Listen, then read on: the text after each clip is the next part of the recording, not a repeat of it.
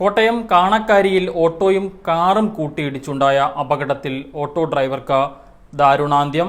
കാണക്കാരി ആശുപത്രി പടിയിൽ വാടകയ്ക്ക് താമസിക്കുന്ന കട്ടപ്പന സ്വദേശി ജയപ്രസാദ് എന്ന 50 വയസ്സുകാരനാണ് മരിച്ചത്. ഇന്ന് ഉച്ചയ്ക്ക് ശേഷം ഏതാണ്ട് 12:40 കൂടിയാണ് കാണക്കാരി ജംഗ്ഷനിൽ ഈ അപകടം സംഭവിച്ചത്. കാണക്കാരിയിൽ നിന്നും ഏറ്റുമാനൂർ ഭാഗത്തേക്ക് പോവുകയായിരുന്ന ഓട്ടോറിക്ഷ മറ്റൊരു വാഹനത്തിൽ ഇടിക്കാതിരിക്കാൻ വെട്ടിച്ചു മാറ്റുന്നതിനിടയിൽ എതിർദിശയിൽ നിന്ന് വന്ന കാറിലേക്ക് ഇടിച്ചു കയറുകയായിരുന്നു. ഇടിയുടെ ആഘാതത്തിൽ ഓട്ടോറിക്ഷ ഡ്രൈവർ ജയപ്രസാദ് തൽക്ഷണം തന്നെ മരിക്കുകയും ചെയ്തു. കാണക്കാരിയിൽ കൺസ്ട്രക്ഷൻ ജോലികൾ ചെയ്തു വന്ന ആളാണ് മരിച്ച ജയപ്രസാദ് എന്നുള്ളതാണ് ഇപ്പോൾ മനസ്സിലാക്കുന്നത്.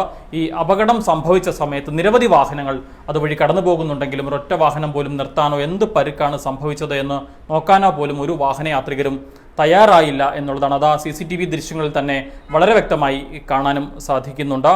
ഒരു വെള്ള സ്വിഫ്റ്റ് ഡിസയർ കാറിനെ ഇടിക്കാതിരിക്കാനാണ് ഈ ഓട്ടോറിക്ഷ വലത്തേക്ക് വെട്ടിക്കുന്നത്. പക്ഷേ ഈ അപകടം സംഭവിച്ചതിന് പിന്നാലെ ആ സ്വിഫ്റ്റ് ഡിസയർ കാർ വളരെ വേഗതയിൽ മുന്നിലേക്ക് ഓടിച്ചു പോകുന്നത് CCTV ദൃശ്യങ്ങളിൽ വ്യക്തമായി കാണാൻ സാധിക്കും.